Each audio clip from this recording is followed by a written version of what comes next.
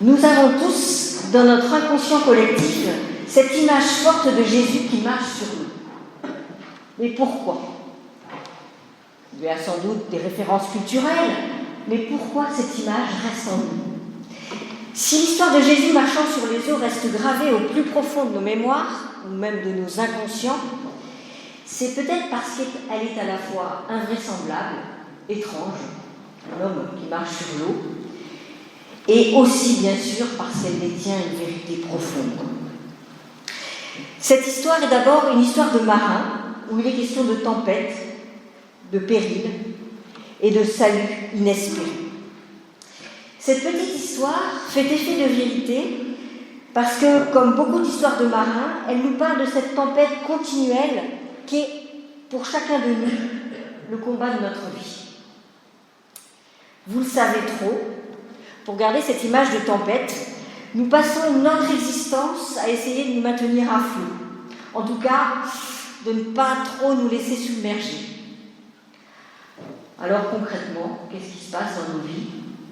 Souvent, nous nageons en eau trouble comme si de rien n'était. On laisse faire en attendant que ça se passe, en essayant d'ignorer le potentiel danger sous nos pas, sous nos pieds. Parfois aussi, nous sommes à peu près dans le vent, pleins d'enthousiasme, portés par nos proches, portés par nos envies, portés par nos convictions, portés par nos belles perspectives. Parfois, carrément, nous nageons à contre-courant. Nous résistons, quitte à perdre toutes nos forces. Et parfois, ça lâche aussi. Ça lâche. On se noie lamentablement. On se noie dans nos préoccupations, dans nos angoisses. On se noie dans nos terreurs. Et là, on peut se dire, si Jésus marche sur les eaux, il a bien de la chance, lui. Il a bien de la chance. Mais pour nous, humains, nous parvenons au mieux à conserver la tête hors de l'eau, jour après jour, vaille que vaille, pour récupérer le peu d'air dont nous avons besoin. Car nos vies sont tout au moins faites de préoccupations au quotidien, et au pire, très angoissantes. Avec ces conflits internationaux, avec la peur du manque, avec la peur de mourir, avec la peur de la séparation, la peur de la maladie, avec toutes nos peurs. L'angoisse qui nous tenaille, cette angoisse d'être aspiré vers le fond par surprise, vient nous paralyser au moment où justement on en aurait le plus besoin. Où justement on aurait besoin de rassembler notre courage. Donc de façon existentielle, quand la tempête vient, je veux parler de la vraie tempête, pas de nos petites tempêtes, toute notre vie est sans dessus-dessous. Tous nos repères rassurants se dissipent. Vous savez, les paroles apaisantes de nos personnes ressources, nos parents, nos amis, nos frères et sœurs, toutes ces paroles apaisantes se perdent dans les oubliettes. Le haut et le bas se mélangent. Les peurs et les terreurs oubliées remontent des profondeurs où nous les avons soigneusement refoulées. Le vent souffle par rafales et nous ballotte de toutes parts. C'est le tohu-bohu général dans nos têtes et dans nos vies. Il semble alors que tout se disloque violemment. Et bientôt, nous avons la sensation vertigineuse de tomber dans le néant. Le néant, c'est-à-dire cette attirance presque pour la mort, qui serait finalement plus apaisante que cette vie pour laquelle il faut littéralement se battre pour tenir la tête hors de l'eau. Oui, je crois que si cette histoire invraisemblable reste gravée dans nos inconscients, c'est que nous n'avons aucune difficulté à rentrer dedans. Nous sommes au fond dans la même galère que tous ces humains. Nous sommes au fond bien comme tous ces disciples. Nous voilà désormais à bord, avec eux, au milieu des éléments déchaînés, dans les vagues. La détresse est à son comble, sauf Pierre, qui conserve un peu son assurance habituelle et qui, jusqu'à présent, évite la panique à bord, comme on dit. Imaginez, je vous laisse imaginer. Soudain, au milieu de cette abominable soupe grise qui nous environne et nous glace les sangs, apparaît à quelques encablures une image floue, une sorte de silhouette. c'est plus qu'il nous en faut pour nous faire perdre le peu de sang-froid qui nous reste. C'est un fantôme.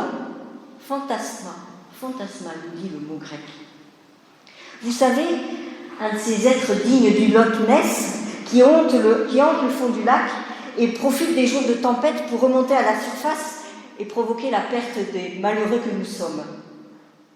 Alors, le fantôme se rapproche et là, il nous semble distinguer les traits d'un homme, les traits de Jésus que nous avions laissés tout à l'heure sur l'autre rive. À ce moment précis, une voix en provenance de cette horrible apparition nous interpelle. C'est moi, confiance, n'ayez pas peur. Alors Pierre desserre les dents et crie vers la forme. Seigneur, Seigneur, si c'est toi, ordonne-moi de venir vers toi sur les eaux. Qu'aurions-nous fait à sa place? Chiche, si tu me demandes à moi, Pierre, j'en ferai autant. Je dirais même que ce sont des poules mouillées qui sont avec moi dans la barque et que finalement je vais leur en mettre plein la vue. Vous voyez, je suis capable de parler à ce fantôme. Pierre, le battant que nous sommes, Pierre le courageux, Pierre le téméraire. Pierre, il ne se sent plus devant cette silhouette, devant ce fantôme. Voilà ce qu'on dirait aujourd'hui. Mais voilà qu'il vient aussi provoquer Jésus dans une certaine démesure, peut-être dans une certaine convoitise aussi.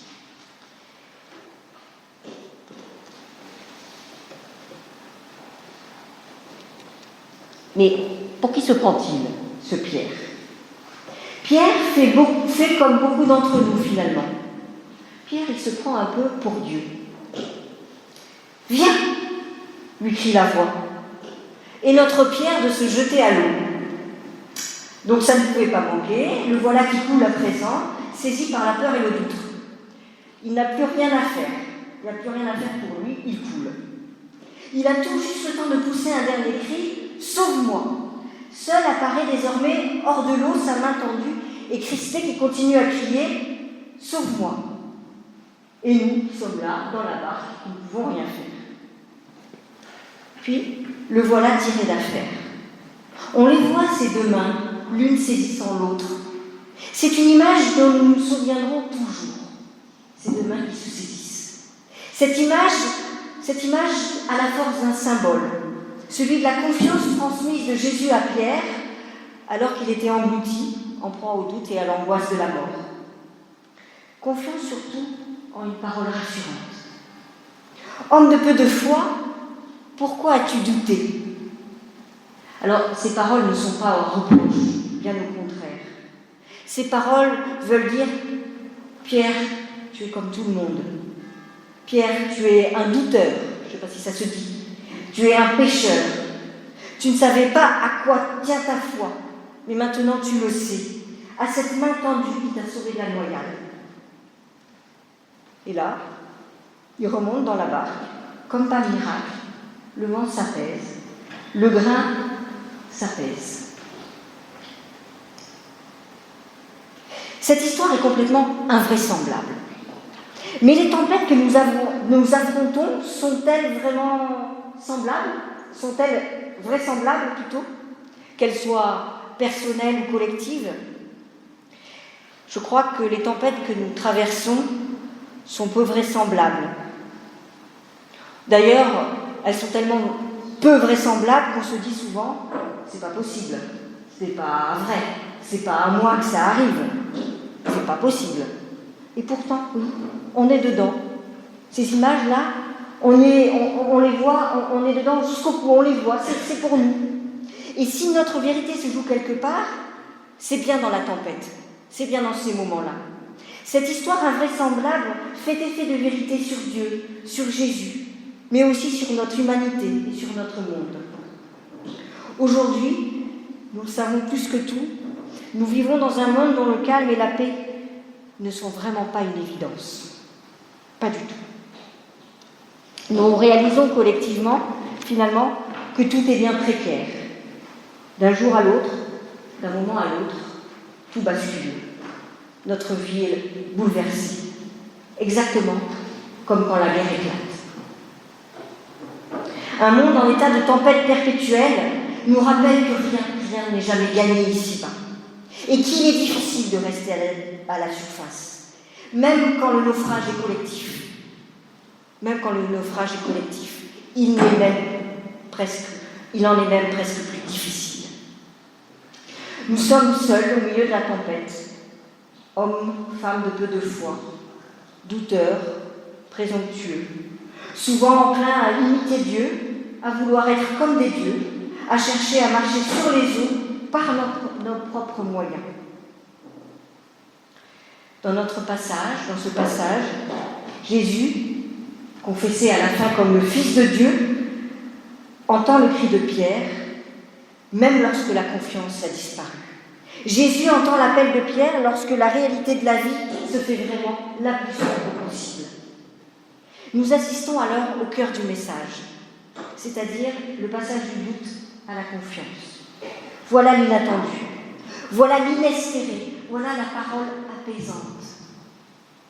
Ce passage du doute à la confiance constitue un défi permanent tant notre vie est faite de traversées incessantes, de découragement, d'éternel recommencement. Nous en oublions même les temps de découverte, de renouveau possible. Nous en oublions même qu'il y a de la résurrection dans la vie. C'est pourquoi nous ne devrions pas avoir honte de vivre ces temps de crise, ces temps de conflit, comme de temps de doute. Le chemin de la confiance, le chemin de la foi, passe par ce doute. Alors, cette confiance apaisante, comment est-ce qu'on fait finalement pour la trouver ? Où elle est ? Si nous ne sentons pas vraiment toujours la présence de Dieu, il nous a laissé sa parole pour nous guider dans le secret de nos cœurs devant nos impossibilités humaines. C'est bien l'écoute et la réception de sa parole qui, pour aujourd'hui et pour demain, apaiseront nos cœurs et nos esprits, avec l'aide de Dieu en Jésus-Christ. Amen.